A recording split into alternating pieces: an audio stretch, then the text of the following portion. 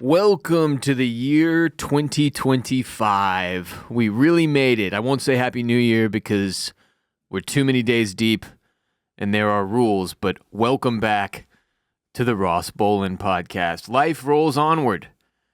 I love the horrifying dread of what's to come in a brand new calendar. I'm just kidding. That's not the attitude to have. Harness positivity, Ross. You're going to have to give me a break. I have two small children with whom I share my home, neither of which has had school for like the last 3 weeks. So my wife and I barely clinging to sanity at this point. The cabin fever you develop as a parent hits so different, so much harder. And the stretch between school getting out for Christmas break and starting back up in the new year is perhaps the most exhausting stretch of the year for parents with young kids. They simply can't entertain themselves for that long when they're under like 8 years old. So if you have things to do, like, I don't know, a mortgage or rent to pay, groceries to be able to afford, a job to do, a domicile to keep clean, you're getting absolutely crushed during these stretches without childcare. So my wife and I have two little maniacs. My stepdaughter is 5 years old. My son is 1. They both have birthdays next month in February. And as a result of their not having childcare this past 3 weeks, we've watched an embarrassing amount of children's television because my wife and I are both self-employed, and the kids present too much of a danger to themselves to be left to their own devices for long stretches. So yeah, screen time has been through the roof. You think you're better than me? Honestly, it's a problem you can't solve once you realize you have it. It's like once you introduce a child to the magic of television, that's their crack rock. And if you try to take a crackhead's crack rock, there are consequences. You better be ready to go to war. And I'm usually not ready to go to war because I have work to do. I'm barely awake. And the ravages of time have begun to break my body and mind. So unfortunately, both my kids love TV, which makes me feel like I've failed as a parent. But fortunately, the options for high quality, morally sound, educational small children's television shows that are designed to be less overstimulating for their developing brains are plentiful compared to when I was a kid in the 90s. So let's talk about the best TV shows for little kids in this modern era of gentle parenting, shall we? We have to start with the GOAT, Bluey. Bluey should win Emmys. And if you're not familiar with Bluey, let this statistic suffice to inform you on the importance of this programming. Bluey was the most watched streaming show in the United States in 2024. That's above everything else. Not just kids shows, any show. It was the most watched streaming show in the country in 2024 with over 35 billion minutes watched, which is only a slight improvement from 2023 when Bluey was the second most streamed show in the United States with 43.9 billion minutes viewed, trailing only Suits. Suits was number one in 2023, which I'm pretty sure is that show that Meghan Markle was on. I think that's her name. It's harder to stay up with pop culture when you get older. But yeah, that's how big Bluey is. The number one streaming show in the U.S. in 2024, and it's on Disney+. Here's a little synopsis if you want one. Follows the adventures of a blue heeler puppy, Bluey, who lives with her mom, dad, and sister. Her energy and lovable spirit gets her into all kinds of funny and unpredictable situations. So Bluey is not a literal goat, if that was confusing. Bluey is a puppy, but the show Bluey is the goat, the greatest of all time. And yes, I did say mum, M-U-M, instead of mom, which we'll get to. But Bluey is simultaneously educational, particularly when it comes to emotional and social education. It's entertaining, heartwarming, funny, and funny with adult humor mixed in for the parents, the way they do with like great Pixar movies like Toy Story. And it's slow-paced and super chill so that your child doesn't turn into a hyperactive monster if they watch a few episodes. And the episodes are almost all like 7 minutes long, which I used to think was strategic so that the kids wouldn't watch too much TV. Like, oh, this is how good Bluey is. They even make the episodes super short because you don't want your kid just zoned out in front of the tube all day, but I'm pretty sure they all just end up watching like 36 episodes in a row as a result. At least that's what mine do. Thankfully, there are 154 episodes of Bluey currently available, and they did one that's like a special that's over 20 minutes long, and it's fantastic. If you're a parent and you feel bad about how much screen time your kids get, but it's mostly Bluey, you're good in my book, fam. Like, yes, the kids should be outside enjoying and exploring the world. Obviously, that would be ideal. But between the elements and the constant imminent physical danger they place themselves in when allowed full-fledged freedom, we just aren't there yet. With the toddler especially. Like, if you've had a toddler or you have a toddler, you're aware they spend the bulk majority of their time seemingly trying to hurt themselves.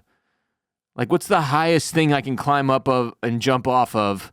Like, that's the they don't do anything that's not dangerous. So you got to have something to keep them occupied and safe if you've got shit to do, whether it be the dishes or running your own business. Like, if there's no childcare, if school is out, you need Bluey to parent your children for you. And Bluey stars Bluey, the daughter of parents Bandit, who is the dad, an archaeologist, and Chili, the mom, or mum, who as far as I can tell is unemployed. And Bluey has a younger sister named Bingo. And full disclosure, because I am transparent and honest as a podcaster, I thought Bluey was a boy dog for like 2 years, back when I didn't respect the show enough and only paid partial attention when my little stepdaughter would watch it. I just assumed that Bluey was a boy. But no, Bluey and Bandit are both girl dogs. They're sisters. Hashtag girl dog dad is the hashtag that Bandit probably uses. The show is made by Aussies, the Australians, not Americans. And the Australian accents and slang are incredible. I love a good Aussie accent. The show is legitimately well written and entertaining for parents, which is such a huge plus. It's extremely positive and uplifting, and the kids can't get enough of it, which is, it's the total package, Bluey. The Australian government and the Queensland government fund the show, oddly enough. Not an American product. We would never produce something so devoid of guns and violence. I'm kidding. We actually do make one of Bluey's only real competitors, a perhaps even more emotionally educational show for little kids called Daniel Tiger. And Daniel Tiger is the next of the big three that I will be introducing you to today and discussing. Mr. Rogers was a great kids' TV show when I was growing up. Everybody remembers Mr. Rogers, right? They even did a movie about Mr. Rogers. I'm pretty sure Tom Hanks played Mr. Rogers. Like, who's more lovable than Tom Hanks? And the answer is Mr. Rogers was. But he died. Mr. Rogers was dead. Fortunately, through the power of technology, Mr. Rogers has been reanimated as a 4-year-old tiger named Daniel, who teaches kids things like what to do when they get angry instead of hitting, how to calm yourself down, how to build self-esteem, how to accept people who are different from you, being brave and taking on challenges, what to do when you're sick. Just great, wholesome life lessons. That's what Daniel Tiger does. Daniel Tiger is that dude. And this one, Daniel Tiger, is on PBS Kids. We watch it through their app, which has a bunch of great kids show options. I just think Daniel Tiger is far and away the best one. And again, Daniel Tiger is animated, but in a way that's not giving the children brain scramblies. It's morally sound, it's educational, and really the main reason it's number 2 and not number 1 is that Daniel's dad absolutely sucks compared to Bluey's dad, Bandit. Like, I'd vote for Bandit, the animated dog, for president, but Daniel's dad is just called Dad Tiger. Like, he doesn't even have a sick name. And he's pretty monotone and beaten down. It's just too realistic for my tastes. Daniel Tiger goes very hard, though. It can be pretty cheesy, but it's cheese that's good for the kids. Healthy cheese, just kind of makes you want to puke if you watch too many of these in a row. And that's where, frankly, Bluey outshines Daniel Tiger big time, because with all the humor inserted in Bluey, you don't get burned out as quickly. And it's keeping you tuned in as a parent because it's not just shit you mostly already know. And frankly, that's another big takeaway from these children's shows, particularly the 3 that I'm going to throw at you today. There's a lot of stuff that you learn as a little kid, or that you should have learned as a little kid, or maybe a lot of us didn't learn as little kids, that when you're raising little kids and you're watching these shows and they're learning these things, you're sort of relearning these things. So there have been strategies from Daniel Tiger and Bluey, and from the next one we'll talk about as well, that I've personally been reminded of or learned for the first time and was like, you know what, that's actually a good way of looking at that. So like, on top of, in Bluey's case, there being humor that is legitimately funny for parents and that keeps the show genuinely entertaining for fully grown adults that are not 1-year-olds or 4-year-olds or 6-year-olds or whatever, there's also like actually like important life lessons of substance that you can be reminded of as an adult and that you can walk away with. And that, you know, that's good too. It's almost like a form of therapy, which is strange, but you know, we didn't really have as much of this on TV when I was a little kid, as conscious and thoughtful programming as we have now. But yeah, because of the humor inserted in Bluey, it makes it a lot easier to swallow. And you know, I'm not knocking Daniel Tiger for not being funny. I guess like Mr. Rogers didn't really do stand-up. He was just super genuine the entire time. And that's the vibe Daniel Tiger brings. Like if we had Daniel Tiger when I was a kid, maybe I'd only have to do therapy once a month instead of once a week. Alas, we did not, and here I am. And to round out the big 3, so we had Bluey, undisputed champion of the children's television world. Daniel Tiger, a close second, but just not nearly as entertaining if you're a parent watching with your kids. To round out the big 3, there's the queen of children's entertainment, known as Miss Rachel. 13 million subscribers on YouTube, 8.6 billion views on YouTube as of November last year. She's probably eclipsed 10 billion at this point. Every episode this woman puts out has like millions and millions of views, at least 100,000 of which have come from my house. Some of the older episodes have hundreds of millions of views. Like I'll be scrolling through a channel and I'll see one that has like 320 million views. And I'm like, holy shit. Like it would be hard for me to fully articulate just how famous Miss Rachel is in the children's world. Like there are literally millions of small children who are being raised right now by Miss Rachel and probably their parents sometimes too, but that are going to grow up looking at Miss Rachel as like a deity, like a god, like a third or second or maybe in some cases only parent. That's how big Miss Rachel is. Like she's an industry in and of herself at this point. It's wild. Millions of Instagram and TikTok followers. She just dropped a toy line before the holiday season of 2024. Miss Rachel is a full-fledged content machine. And frankly, the more I watch and pay attention to Miss Rachel and her entire business that she's got going on, the more I'm like, I never should have tried to make like adult content. I should have done just done kids stuff. Because it seems easier, frankly. And there's so much more market to capitalize. It's so much less like cluttered. There's just everyone is a content creator for adults at this point. It's ridiculous. It's so saturated. And Miss Rachel is just fucking killing it. Miss Rachel has yacht money at this point. Like there's going to be a yacht that goes by at some point that just has Miss Rachel's name on the side of it. She's enormous. It's insane. She started her show only in 2019 because her son had a speech delay, which is an issue a lot of kids deal with. And she wanted to create programming that could help her son and other kids like him because she couldn't really find anything. I believe she was a speech therapist, if I'm not mistaken. And she couldn't really find anything that was like, that she saw as good enough or interactive enough with real people. You know, obviously the first 2 shows I highlighted, those are animated. And when most people think of children's shows, they think of animated. And she wanted something with a real human being teaching kids speech therapy stuff and helping them do their letter sounds and learn their letters and their words and everything else. So she created a show herself that was slow-paced, interactive, taught by a real person, focused on language development milestones, and it's also very inclusive.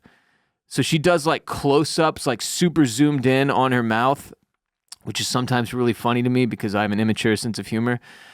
And like she'll be like, I'll try, dog, but it'll like super zoom in where it's just her mouth, and she's like really overdoing the letter sounds and the movements of her mouth to show the kid dog. You know what I mean? Like to help them learn how to do it, how to say it. Like no doubt, my son RJ has learned some words from Miss Rachel. Like absolutely no doubt in my mind. And sometimes, like, when we get home from school or whatever, he'll be like, "What, Rachel?" And he can't really say it. It's like, Rachel. And I'm like, one day he's going to be able to say it well, and it'll be because of Rachel, not because of me. But yeah, so it's all in an effort to help what she and many in the children's education field refer to as littles, to help them talk, learn letters, numbers, colors, animal sounds, and so on and so forth. She has her husband on the show, Miss Rachel does. Her husband, who is a massive theater dork from the looks of him, and plus a bunch of other theater dorks. No offense meant at all, by the way, but that's just what these people are. Like if everybody knows a theater dork when they see one, and that's what these people are. It's just they're everywhere in this show, singing and dancing. But most importantly, the show sometimes features a non-binary hit machine named Jules, whose debut album cracked my Spotify Wrapped for 2024 because of undeniable bangers like Train Song. Jules makes nothing but bangers, straight hits. Respect to Jules, the best. The only downside to Miss Rachel is that unless you pay for YouTube Premium, you're going to deal with ad breaks. Like, you know how when you're watching a video on YouTube and a fucking commercial just pops up and you're like, oh, God, here we go. That's going to happen. Her show it's on YouTube. That's where she chose to host it. And I think from a monetary, financial standpoint, this decision probably paid off for her like crazy, because not only is she raking in YouTube money at this point, the bidding war by like television networks and production companies to try to get this woman and her show on their network is probably insane. And YouTube is, I'm guessing, part of that bidding war. Like I could be wrong, but I'm guessing YouTube probably pays her crazy amounts of money, or she has some kind of contract to keep her show on their network, on their website, on their platform, because she's got to be having millions of dollars thrown at her like constantly from people trying to get her away from YouTube and get her onto a television network. But yeah, so if you don't pay for YouTube Premium, which I do not, I've got enough streaming platforms on my monthly bill. You're going to deal with the ad breaks, which might cause your toddler to throw an absolute shit fit every time there's a commercial. Like RJ, literally, when the commercials kick on, he's like, no, oh no. He just starts yelling at me each time an ad break starts. And every single time, literally, we've been going through this for months, I have to explain to him, like, no, baby, Miss Rachel will be back soon. And every time he just responds, oh. But then the next time an ad break starts, no, my God, no. And I'm like, no, it's going to be fine. This will be over in a second. He goes, oh. But no matter how many times I tell him that, it doesn't stop the next ad break meltdown from occurring, which is, it's exhausting. And that's parenting. It's the most rewarding thing I've ever done. But my God, is it exhausting at times. That's why every day with lunch, I pound one of these magic mind shots to stay sharp, get my mind right, keep my energy and focus up throughout the afternoon. I'm on week 2 of having a magic mind shot a day, and it's pretty wild how much they help. When they reached out to us and sent us some products so we could try it before they became a sponsor, I was extremely impressed, and I've stuck with it. And it is great. It comes in these little bottles, just a little shot you toss back. So I keep them in the fridge, grab one every day at lunch, suck it down real quick, pause. And if you're a coffee drinker, Magic Mind will actually help you avoid the crash that usually comes with coffee and turn your caffeine into like a time release. Magic for real. It's a mental performance shot. Gets you 100% of your daily vitamin C and D per bottle as well. Also has mushroom nootropics and adaptogens. That's the good shit. If you struggle getting to sleep at night, Magic Mind also has a sleep performance shot now as well that helps you fall asleep quicker and not feel groggy in the morning either. They have a limited offer you can use now, RBP Gang, that gets you up to 48% off your first subscription or 20% off one-time purchases when you use the code RBP at checkout. You can claim it at magicmind.com/RBP. You can see the link to magicmind.com/RBP in the description of this episode. Get in there, use code RBP when you check out, get 48% off your subscription or 20% off one-time purchases with Magic Mind. Shout out to Magic Mind for sponsoring the show. So those are the big three of small children's TV in 2025, according to me. Bluey, Daniel Tiger, and Miss Rachel. And we try to stick to those three in my house because just like there is for adults, there's an absolutely ungodly amount of trash TV out there for little kids, some of which I will quickly lowlight. The worst shows I've had to watch so far, and I mean, I guess I'm technically on year 5 of parenting to some degree. Like, Coco Melon, I got to throw under the bus first. Coco Melon haunts me at night still. I have not watched an episode or even 10 seconds of a Coco Melon since I think 2021 is when we finally banned it in my house. It's just dog shit. It's so bad. Zero depth. Just hypnotizes your kids with terrible tunes. Provides nothing of real value, and it's just these bullshit nursery rhymes over and over, and there's some like Coco Melon originals or whatever, but it's just the worst animation, the worst music. It's so bad, it makes you feel like you're getting dumber as you watch it. I fucking hate Coco Melon. Damn that show. Damn it. I've also gotten really, really annoyed by Paw Patrol. It's another very popular one. Paw Patrol. We actually have somebody gifted one of my kids a tricycle that's Paw Patrol themed, and there's a button on it that you press and it does the theme song, Paw Patrol, nah, nah, fuck Paw Patrol, whatever the hell else it says. And I need to take that thing out back and burn it one night when my kids are asleep because I fucking hate that thing. And it sucks because my 5-year-old loves Paw Patrol. She's got some books we read that are Paw Patrol themed, but frankly, even those are garbage. I will finish one of them, and I'm like, what even was that? What the fuck was this story? What the fuck was that? There's no lesson. There's no learning. It's just some dumbass, like, any moron could have written that. Can't fucking stand Paw Patrol. It sucks. Awful. Coco Melon, awful. Paw Patrol, mad annoying. And then, of course, there's Blippi. And I used to watch Blippi occasionally with my stepdaughter when she was younger because she loved it. Loved it. And for a little while, I loved it. Like, for a little while. Because I was just like, what is the deal with this guy? And then, of course, I found out about the Steezy Grossman past, and that was what Blippi's name was before he became Blippi. This is a real-life people show, like Miss Rachel, except if, like, Miss Rachel had no soul. That's what Blippi is. He dresses like a fucking buffoon. He's got on, like, jeans, suspenders, a dumbass, like, pinwheel hat, like a multicolored dumbass pinwheel hat, and glasses. But before becoming this beloved children's character that Blippi is, he was just a content creator, and his name, he went by Steezy Grossman. He was a gross out comic. And during the whole, one of those like viral video crazes in like 2016 or whatever, he did one where Steezy Grossman, the dude who came to be known as Blippi, Bluey would never do this, came to be known as Blippi, he shit all over his friend. Pooped on him, literally, pooped on one of his boys, he shit into his friend's butthole for laughs, man. That's what he did. There's no other way to put it. Just Google Blippi, Steezy Grossman, and you can read the story. I've been talking about this for years, trying to educate people on who this monster Blippi really is. But Blippi sold his show. The dude named Steezy Grossman sold Blippi. Do I keep saying Bluey? It's Blippi. Blippi sold his show for $120 million. Another reason I'm like, I should have gone into children's content creation. What was I thinking? $120 million for the dumbest fucking show you've ever seen. And now the OG Blippi doesn't even show up.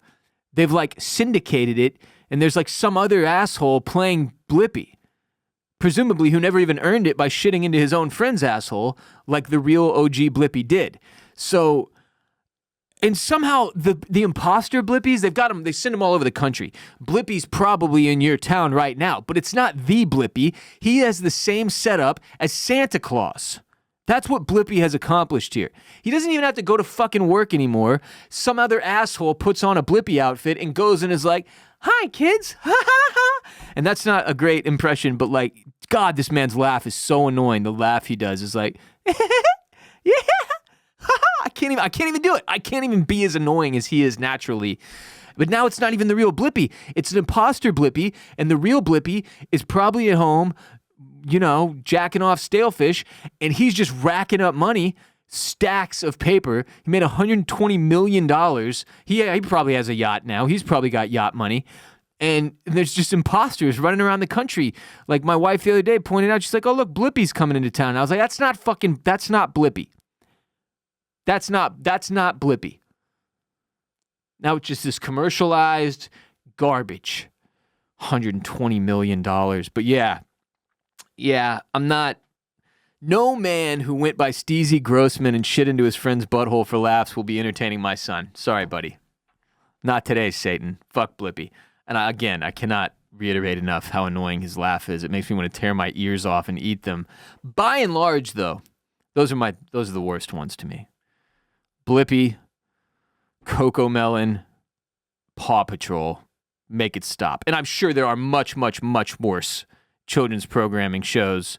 I just haven't been exposed to them and don't want to be. I've got my 3 go-tos. I've got my 3 to avoid.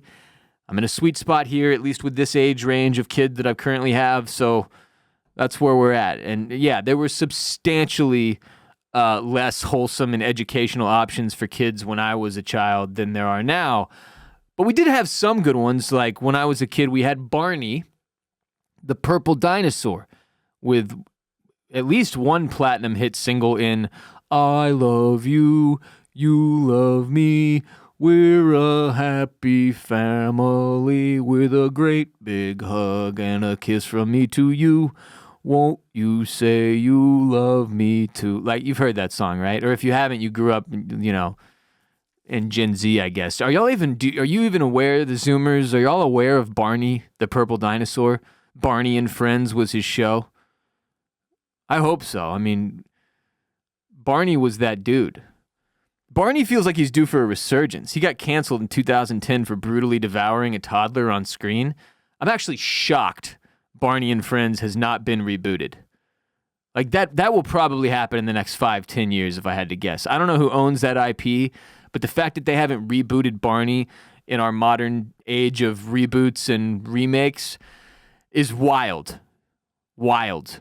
We also had like Sesame Street classic, right? Still going, probably, and will never. It's like SNL.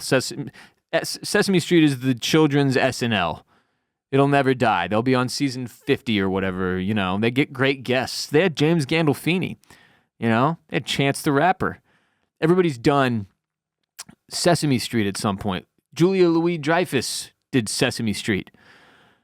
Great guests. We had Mr. Rogers when I was a kid. Eventually there was Nickelodeon. Another weird one that I remember watching a lot of was Lamb Chop's Play Along. Shout out to Lamb Chop and anybody who remembers. R.I.P. Sherry Lewis, by the way. It was this woman, Sherry Lewis, and she had a sock puppet, Lamb, that she made. Very bootleg, by the way. Not super professional work on this puppet. Just Google Lamb Chop puppet and you'll see. And she would fucking use, like, she was a ventriloquist. But you could kind of see her mouth moving. You know what I'm saying? When you see a ventriloquist act and you're like, yeah, but that's not, that lamb isn't really talking. I see your lips quivering. That's what Sherry Lewis had going on. But I watched a stupid amount of Lamb Chop's Play Along. I could not tell you a single fucking specific thing about it other than I still remember Sherry Lewis's face has been burned into my mind. I think she died in the 90s, actually. And I was upset when I found out. But Lamb Chop went hard. So, yeah, that was like the main... I'm talking little kid. This is before, when I got into like being a little bit older, 8, 10, whatever. That's when I started watching like a shitload of Rugrats. A lot of Rocko's Modern Life. You know, the Nickelodeon shit started to hit really hard when I got a little older. But as like a little bitty kid, I was all up in Lamb Chop, dude. Barney, yeah, Mr. Rogers, Sesame Street. That was the good shit. So my kids finally started school back up today. We're in the clear. Huge. But now, we've been hit by the polar vortex just like a lot of the country. It's supposed to freeze overnight. And this city, Austin, Texas, like shuts down when it freezes. So the kids will probably be back home tomorrow watching 3 hours of Bluey while I hide in the bathroom. Moving on.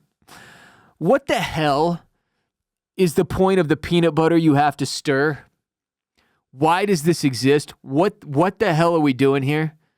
My wife keeps accidentally buying me this peanut butter that you have to stir. And this shit sucks, man. If you have not encountered this atrocity, count yourself among the lucky.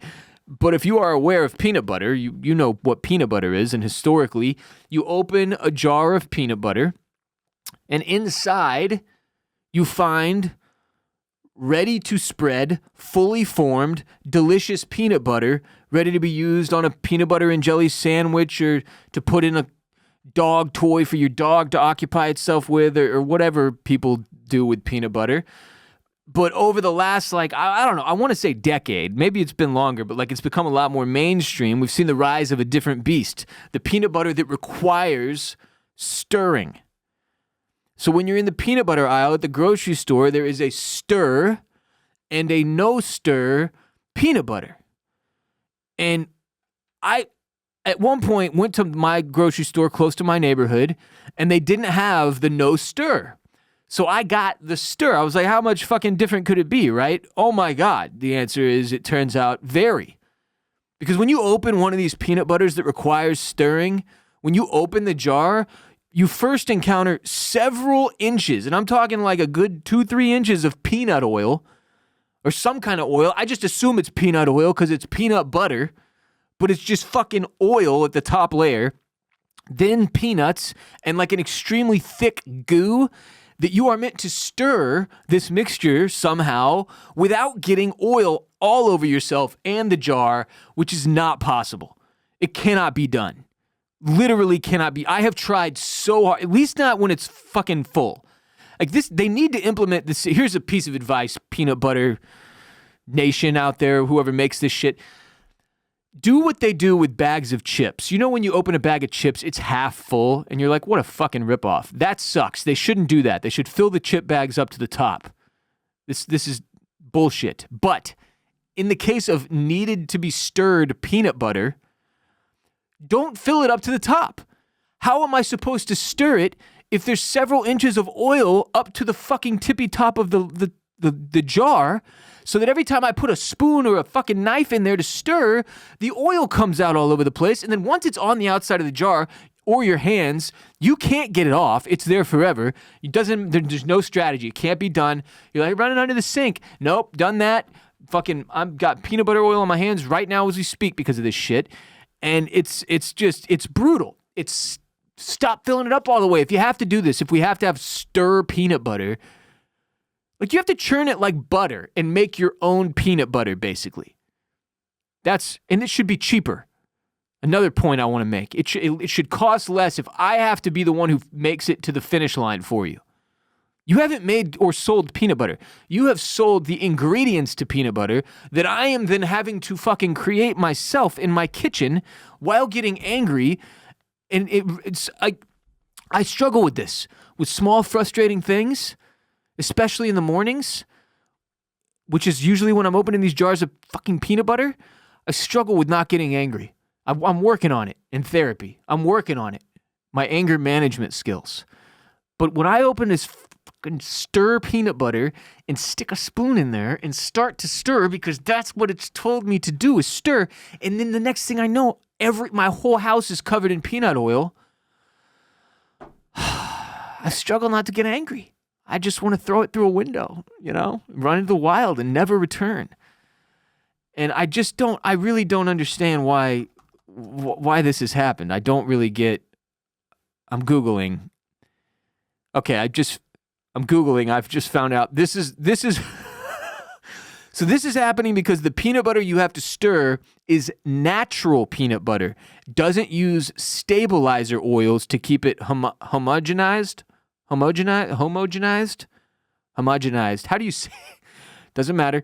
So it's healthier. That's the answer. It's healthier. Everything you love is bad for you. That's the society we've created. It's great that we're finally focusing on this and getting healthier options for ourselves, if we're being real. Like, I get, if the stir peanut, I don't know, man, where's the line? If the stir peanut butter is that much worse for you, then fine, I accept that I'll have to stir my own peanut butter from now on. Please just put less in the jar. You're filling it up too much, and I'm getting oil all over my fucking self, and you're killing me. You're killing me. But yeah, let's make this positive. We have taken strides in the area of peanut butter to make it healthier for us with less preservatives and less stabilizer oils so that it's healthier, more natural. Positivity. Make America healthy again, right? Speaking of which, it's a brand new year and we're all about setting goals and actually hitting them, which is why I want to talk to you about today's sponsor, Huel. Spelled Huel, the global complete nutrition brand trusted by millions. It's human fuel. Get it? Huel. Their Black Edition ready to drink is a complete meal in a bottle, high in protein, low in sugar, and packed with all the nutrients your body needs to perform at its best. I crushed one this morning on my way out of the house. Delicious and helpful for your body. And right now, new customers can try it for 15% off plus a free gift using my exclusive code Ross. Some mornings are obviously more chaotic than others. So if I have to get out the door quickly and don't have time to make a smoothie or whip up a breakfast, I turn to Huel. That's where their Huel Black Edition comes in. It's my go-to. Keeps me full, energized, and focused so I can tackle whatever the day throws at me. Huel is a perfectly balanced meal designed by experts to provide all the nutrients your body needs from a meal. So Huel takes the guesswork out of healthy eating. It's for your most inconvenient meals. With no prep, no cooking, say goodbye to getting hangry and unsatisfying snacks. Just grab a Huel instead. They taste so good. Huel shakes actually taste like a milkshake, and they come in delicious chocolate or vanilla. Bonus is that they're low sugar. Lastly, Huel is incredibly affordable with high-protein meals, less than $5. It's a budget-friendly option that I am genuinely excited about and excited to share with you. Don't believe me? Take the leap and join the community of Hueligans with this exclusive offer for new customers of 15% off, plus a free gift with the code ROSS at Huel.com. That's 15% off plus a free gift for new customers with the code ROSS, R-O-S-S, at Huel, Huel.com. Start your year off strong. Unlock a healthier, easier way to eat with Huel. Nutritionally complete meals in minutes so you can focus on what really matters. Oh, the beginning of a new year can feel really heavy. Really heavy. You're back at work or school after a long break. Your inbox is a fucking nightmare if you're like me. It's back to the grind. Back to paying the bills. I feel that shit. Like, I love the holiday season and Christmas in particular. Look forward to it all year. So when it comes and goes, it's a little depressing after the fact. The first couple weeks of January are kind of a beating, right? So here's what I try to do to combat the post-holiday blues and stress that comes with a new calendar. Stack good days. Stack good days. Just one at a time. And this is probably my third year of trying to do this, particularly focusing on it at the beginning of the year when things tend to be the hardest for me, at least personally.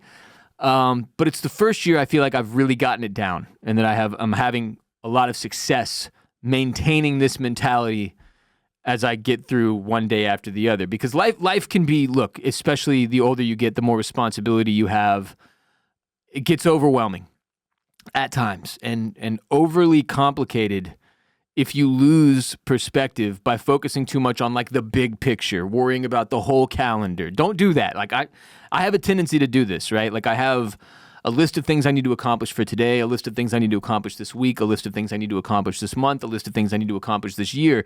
And rather than focusing on like the here and now and what's right in front of me and what's next on the to-do list, I have a tendency to zoom out way too far, look at the whole big picture and all of the shit that I need to do and all of the shit that I'm responsible for, and it's wildly overwhelming and anxiety-inducing, and it's generally bad for your mental health and your productivity.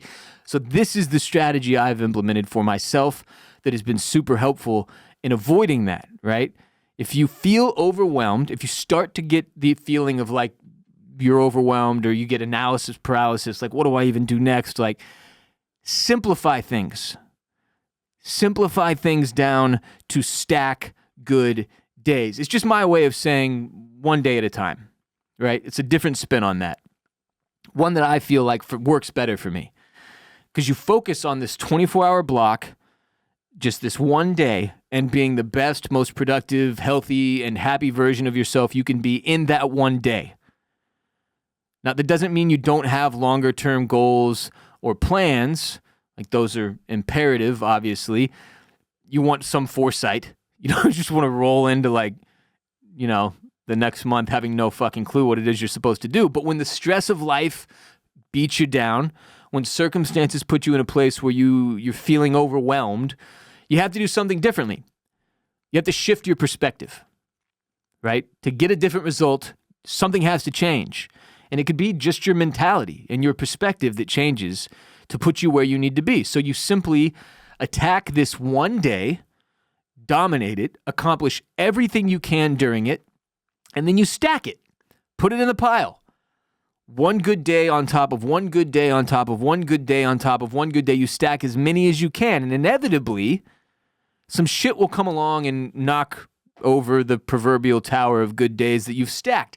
And that's okay. That's part of the process. That's the way this shit goes. That's how life works. You just have to take it on the chin and tell yourself tomorrow you are starting a new stack. And then the next day, you stack one good day. Stack good days. There was a stretch of years from, oh God, I guess it was really like 2017 through 2021 that were consecutively very, very challenging for me. Like, I did not have a lot of positive things going on personally, other than that I quit drinking in 2017. Like, and the payoff from that has not occurred until the last few years. So it was all bad. Let me put it that way. There was not a lot of positivity to harness. I was getting my ass kicked regularly in every way imaginable, professionally, personally. It sucked ass. I was depressed. I was struggling hard to find like the joy and fun in life on a day-to-day basis. I was a mess. That's the way I would put it. It was this 5-year stretch where I was a mess. The pandemic didn't help. But when I started to focus on this concept of stacking good days, and I started using the phrase stack good days as like a personal philosophy to guide me, I learned that that's a great way to gain momentum and start feeling solid again. So like, I hope that none of you ever go through a stretch of several years that are just a severe and absolute beating. In my case, I'm very thankful that I did. Not just because it transformed me in a lot of ways and spurred a lot of growth, but because it also gave me this tool, this perspective shift, so that when I do encounter more, I guess, less challenging situations, like things that are just annoying, or if I get backed up at work, or if, I'm not sleeping great this week and so things get thrown off or whatever, I can just turn to this mentality, this philosophy of stacking good days and sort of get myself back on track without having to crash all the way to fucking rock bottom like I did in, 2017 through 2021. So it really works. Like it simplifies things. It takes the overwhelming feeling away. It puts you in a position to seize the day and get some small victories, because if you're like me, like I mentioned, this tendency to zoom out too far and put too much pressure on yourself and carry the weight of the world and the weight of even just your own life, it can be overwhelming. It can be very, very heavy and put you in a position where you're no longer able to get the joy out of life that you need and that you're supposed to, and the satisfaction that you need and you're supposed to be able to achieve at different points. And that's not to say that every day is going to be the best day of your life if you use this or if you do this. Like, it's not. Like I said, the stack will get knocked over, but it gives you a place to start. And it is particularly helpful if you go through some real shit. I have people reach out to me that are like, my wife left me. I'm not laughing because that's funny when it happens, but saying my wife left me is objectively funny. or, I lost a family member or my dog or whatever it may be. And there's horrible things that everybody goes through loss and grieving and mourning in life at some point or another, or it's inevitable. It's an unavoidable thing. It's part of life. And what I always tell these people is stack good days. Just make tomorrow a good day for you. Don't bite off any more than you can chew. Just do that. One day at a time. Stack that one and then move on to the next one. Do it again. Do it again. And you stack enough good days in a row, the next thing you know, you've had a good week, which may have a week before felt like it would never happen again. And you keep stacking, and next thing you know, you've had a good month, then a good year. And it might take time to get there, to like feel the momentum. It certainly did for me. I started doing this, like I mentioned, 2021-ish, and this is the first year I've really felt like, all right, I'm doing that. Like, it is happening. I have done it. It is second, it comes naturally to me now. Second nature. And eventually it will come. You'll see it happening. You'll get 3, 4, 5, 6 days in a row where you're like, holy shit, okay, yes, life. Fuck yeah. This is it. This is the good stuff. This is what I wanted. So you keep stacking, and the next thing you know, you have stacked a good life. So that is my advice for everybody to start 2025. I know I've said it before, and I'm sharing it for the second time for many of you, but stack good days. That's a great mentality to have, especially when you find yourself in a pickle, or you've hit a wall or rock bottom or suffered a loss or there's a huge life change. Like, don't zoom out. Zoom in just to that one day and stack it. Look good, feel good, play good. Everybody knows that's how it works, but finding high-quality basics for your wardrobe online that actually fit well, not too tight, not too baggy, can be a huge pain in the ass. That's where today's sponsor, True Classic, comes in and makes you look and feel so much better. I am a pretty simple dude when it comes to clothes, but shopping online can be so defeating when the shit you buy ends up being ridiculously expensive, and then when it finally arrives, it looks like crap. True Classic delivers the opposite of that experience. Their shirts are high quality and unbelievably comfortable. I had one of their long sleeve Henleys on yesterday, and it was heavenly. Wore one of their crew necks to sleep last night as well. Super comfortable. I'm huge on t-shirts. They comprise like 90% of my wardrobe, and nobody has better looking or more comfortable t-shirts than True Classic. The Henleys are great. The crew necks are perfect. They've got V-necks, long sleeve Henleys, sweaters, hoodies, literally everything you could possibly need with premium quality and premium fit. Underwear, jackets, socks, jeans, polos, joggers. True Classic is your one-stop shop for everything you need. So if you're ready to upgrade your closet, shop now and unlock big savings with their up to 50% off sale going on now. Just go to our exclusive link just for the RBP gang at trueclassic.com/Ross to save. That's trueclassic.com/Ross. They've got crazy deals going on right now. Get in there, check them out. Please support our show and tell them we sent you. Start the new year looking good and feeling good thanks to True Classic. You can find that link in the description of this episode. I keep seeing stories about this billionaire who is on like a lifelong quest to live forever, I guess is the goal. Brian Johnson, Bryan, which feels like a red flag. You can't just have an I like everybody else, dude. Yeah, he's the biohacking billionaire weirdo who uses his son as a blood boy. We've talked about him on the show before, and I know this is random, but isn't it going to be a real downer when he dies at like 82? Like just the ultimate fuck you from Father Time and reminder that our existence is short-lived. Is that not going to be soul-crushing for the rest of us? Like, it just seems inevitable that this entire experiment and all the millions of dollars he's poured into this attempt to reverse aging and live forever, like will result in him dying younger than these boomers who live to be like 102, and they say the secret to their longevity was drinking scotch and smoking a cigar for breakfast every day. Like, I hate those people, don't get me wrong. I hate when they interview those old people in their 90s or early hundreds, and they're like, I drank whiskey every night, and that's the secret. It's like, shut the fuck up. No, that's not the secret. You got lucky genetically. This is not... Pounding poison did not help you get to where you are. I can't stand those people, but it is going to be really funny when Brian Johnson burns out at like 82 years old after spending $100 million on biohacking his body to try and reverse age.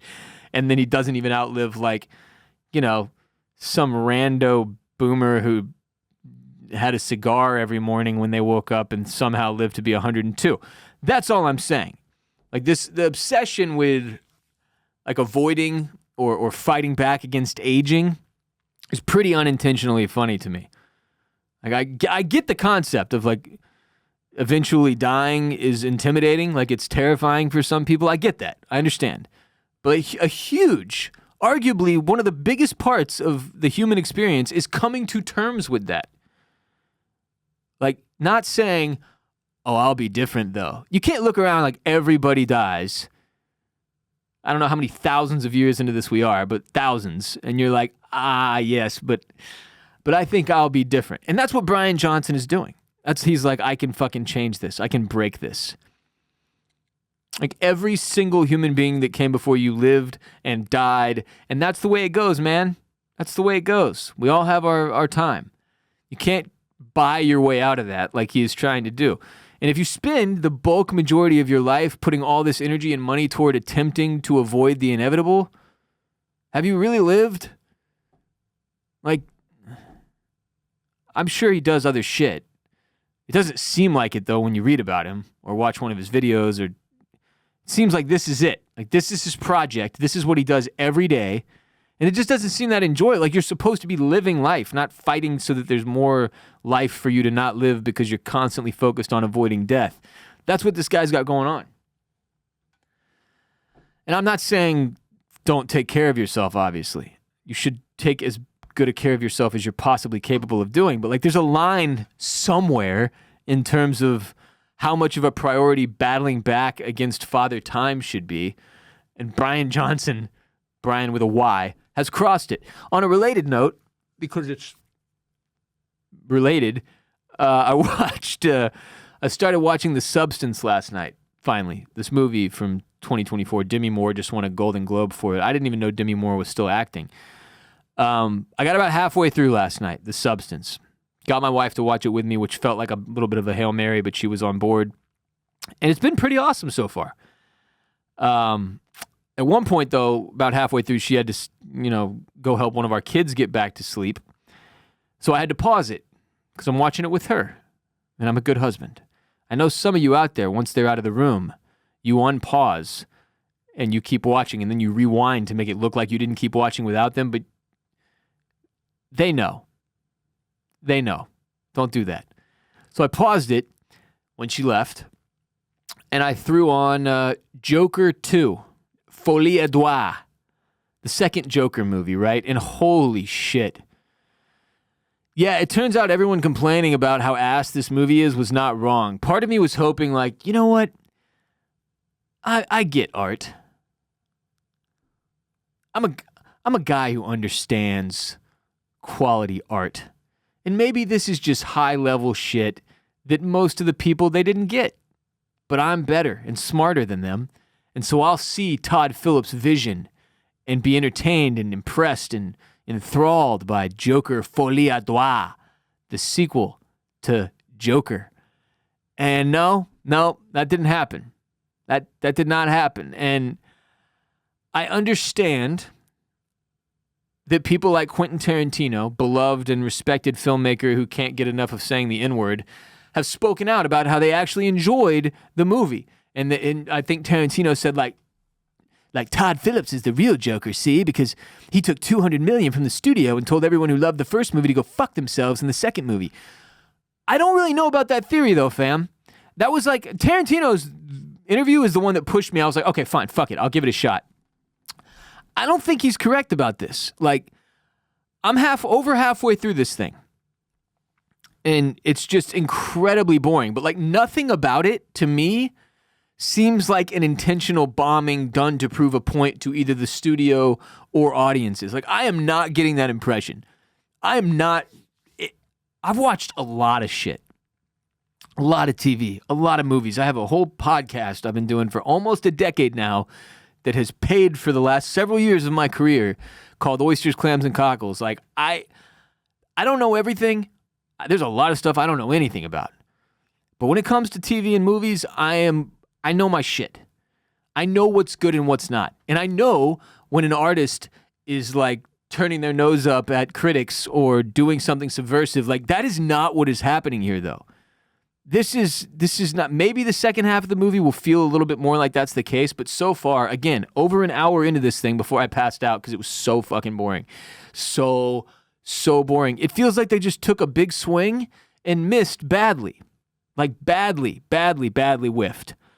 Not that they brilliantly created subversive art to thumb their noses at the bloodthirsty masses and greedy Hollywood executives. Like, I am not buying that narrative.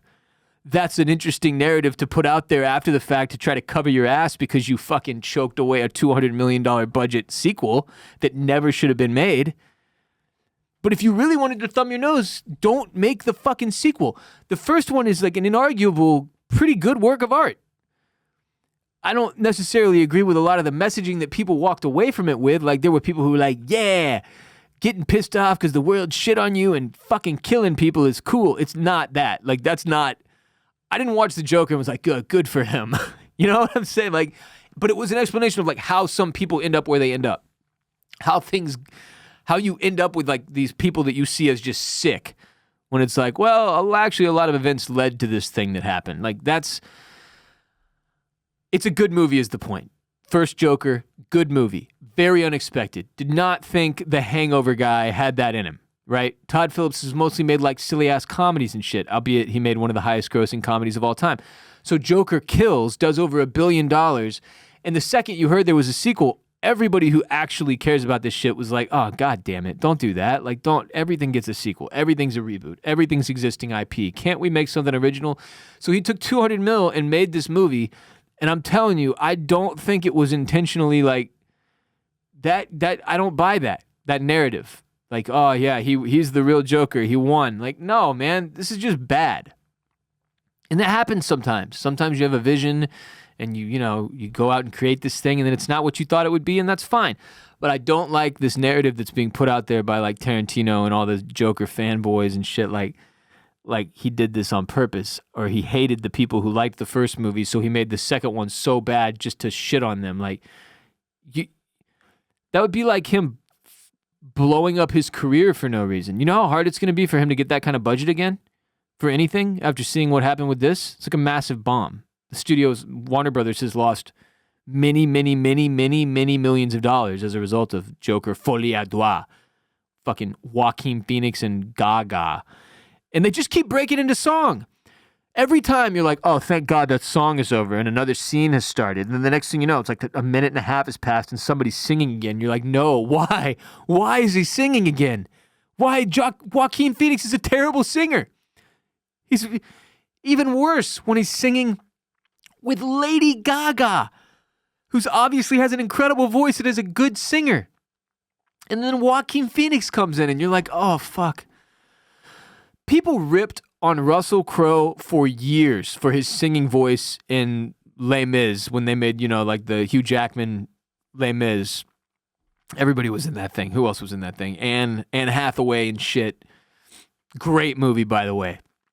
I watched that wine drunk like solo like probably 50 times in like 2016. Les Mis was the last drunk binge movie for me before I quit drinking. I would get 2 bottles of Mayomi, I would throw on Les Mis, I would crush those, and then I'd go get Whataburger, eat those, hate myself, and fall asleep. Anyway, Russell Crowe got made fun of a lot for Les Mis. He is 100 times better than Joaquin Phoenix is in Joker 2 as a singer. Just awful stuff. I don't want to finish it, but I feel obligated to, because I need to finish my opinion of it. I'm telling you, though, there's no way this thing turns around in the second half. All of the negative feedback and the hate from the last several months is warranted. Makes sense to me now. And now I'm looking at Tarantino like, shut the fuck up, bro. There is no way this was intentional. Like, not to this level. Because it's not even fun in that way. Like, I came into it watching it like, all right, yeah, this will be a big fuck you to the greedy Hollywood executives. Yeah, I can get on board with that. Yeah, let's see. Yeah. No, dude, this is not that. It's not redeeming in any way. It's just very long-winded and annoying. And they won't stop singing. And what the marketing campaign was dog shit too. They wouldn't stop talking about how they were singing and it was a musical, but then Gaga and Joaquin Phoenix are going out saying it's not a musical. I'm like, well, if it's not a musical, then why is there music every 5 minutes and singing and dancing? What is happening? Awful. Sorry. Anyway, back to Brian Johnson. I don't understand pouring millions of dollars into attempting to defeat Father Time and using your son as a blood boy. I don't get it. It's not going to be a thing I do. But I do understand wanting to take better care of your body, which is why I work out, for an hour 4 times most weeks. If you're a parent like me, or maybe you just have an incredibly busy schedule, it can be really challenging to get into a good fitness routine and stick with it so that you're taking proper care of your body. Well, with the new year, there is new hope, and with today's sponsor, FitBod, you can get your fitness routine back on track for 2025. Yesterday, I completed my 275th FitBod workout. I started using FitBod in 2023 when they became a sponsor of our show, and they've become legitimately one of my favorite sponsors we've ever had because I love and rely on their product to get huge. Before I started using FitBod for years, I did the exact same workouts every time I worked out, and that mundane repetition really wasn't doing shit for me. I plateaued hard.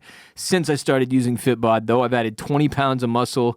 I'm in the best shape of my life. Everybody's saying it. Many people started calling me Built Bill. Others call me Fit Bill. And occasionally when I'm in public, someone will shout out, "There goes Ross, the hoss." Plus, I've completely avoided dad bod so far. All good things. FitBod is like having a personal trainer in your pocket that builds you a fully personalized workout. It lets you select your fitness goals, like how many workouts you want to do each week, what you want to focus on, like strength training, general fitness, or powerlifting. You select what equipment you have available, if any. You don't have to have any. And your experience level, and FitBod crafts personalized workouts just for you. With every exercise, there's a how-to video breaking down the movement with an expert showing you exactly how to do each movement, and also a text description to help you understand what you're doing, so no matter your level of experience in the gym, you are good with FitBod. I have got my FitBod app pulled up now. Today's workout, I will be doing deadlifts, burpees. Oh, burpees. God. They work, but God, they suck. Standing dumbbell shoulder presses, Romanian deadlift to shrugs, dumbbell near delt raises, and Supermans. I'm hitting hamstrings, quads, shoulders, and lower back today. Can't wait to get huge. Level up your workout. Join FitBod today to get your personalized workout plan. Get 25% off your subscription or try the app free for 7 days at fitbod.me/Ross. That's FITBOD, fitbod.me. me/Ross, fitbod.me/Ross. Fucking love FitBod. You got to hit it. If you have not tried it yet, it's 7 free days. You don't have to have any workout equipment. You can just be in your apartment. FitBod will build you a full body workout with just your body weight if you don't have any equipment. But like, I spent a lot of my life having a pretty limited amount of equipment. Like I had a few dumbbells here and there and like a fucking medicine ball or whatever. Like, even if you only have a few things, it'll build you a workout. It's beautiful. Beautiful. All right, so it's a new year. And with a new year comes a lot of new Bolin Media content. First, we've got Oysters, Clams, and Cockles, which is my TV and film podcast I've been doing with one of my best friends, Barrett Dudley. We started it in 2016. It was the first show I ever did. It's the reason this show exists. Right now on Oysters, Clams, and Cockles, otherwise known as OCC, we are covering Silo Season 2 on Apple TV+. Who built the silo? Silo Season 2 will lead us straight into Severance Season 2 on Apple TV+, which we have all been waiting for over 3 years for Severance Season 2 now. If you have not watched the first season of Severance, I could not more highly recommend a TV show to a person. It is in the top tier of TV shows I have ever seen. Severance Season 1 is unbelievably good. Go watch it now so that in a couple of weeks you are ready for Severance Season 2, and then you can listen to or watch Oysters, Clams, and Cockles with us, where every week we put out a companion podcast. So Severance Season 2 is going to take us straight into The White Lotus Season 3 on HBO. Going to be an awesome first couple of months of the year for TV, and we will be bringing you companion podcasts for all the best shows all of 2025 on oysters, clams, and cockles. Huge year for OCC. Go subscribe. It's available on all the podcast platforms, oysters, clams, and cockles. It's also, you can watch it on youtube.com/oysters, at oysters, clams, cockles. Yeah. Also, we're on social media. And of course, we've got Jared J-Bone Borislow bringing you the latest and greatest in the world of F1 racing with his show Formula Bone all off-season long, keeping you entertained and getting you prepared for the next F1 season, which starts in March. Not that far off. Not much of a break. F1 is like most of the year. So you can watch Formula Bone on youtube.com/at Formula Bone, where J-Bone has amassed over 150,000 subscribers. Doing a fantastic job with Formula Bone. I believe he's the largest American F1 content creator / F1 influencer currently doing it. Formula Bone on TikTok, Instagram, Twitter. J-Bone is everywhere. Go enjoy yourself some Formula Bone. Also available in audio form on the podcast platforms. And finally, I've got a Houston sports podcast called Banging the Can, where next week I will be discussing the results of the Texans wild card showing against the San Diego Chargers and Texans. And then I'll be moving on to Rockets coverage in the NFL offseason and then baseball, and have a lot of fun on Banging the Can. If you're a Houston sports fan, you might enjoy it. Go check it out. It's just me yelling for minutes and minutes at a time. Even when good things happen, I'm yelling. I get real excited about these sports. I love me some sports ball, #sports. Anyway, we greatly appreciate all of you supporting Bolin Media and our shows. Now more than ever, we appreciate and need y'all supporting our sponsors, using those dedicated URLs and those codes so our sponsors keep coming back and supporting our show so the show continues to exist.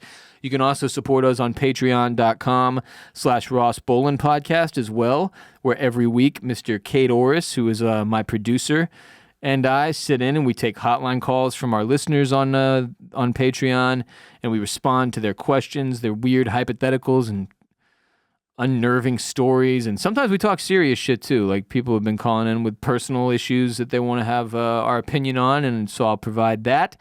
But we have a lot of fun on patreon.com/Ross Bolin Podcast with an ad-free exclusive episode dropping every week.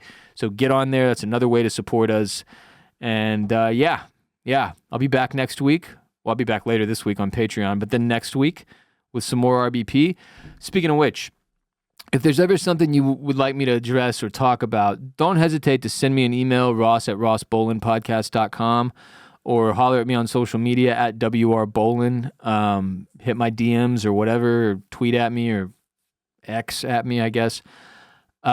And if it's something that I think makes sense, I'll do it. Now, I'm not going to do everything you suggest necessarily. It has to be in line with what I think my new vision for the show moving forward is, but holler at me. I'm happy to take suggestions and requests as far as segments go for RBP in 2025. And I also appreciate everybody who follows me at WRBolin to keep up with all my content when new episodes come out. That's an easy way to do it.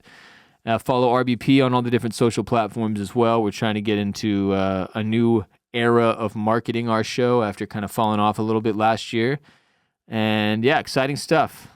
We survived to a whole new calendar, man. Fresh one. Turn the page, or take the calendar out of the box, and yeah, I guess you have to turn a page to get to January. Yeah. All right. Until next time, remember, you are not alone. Peace be with you, and also with you.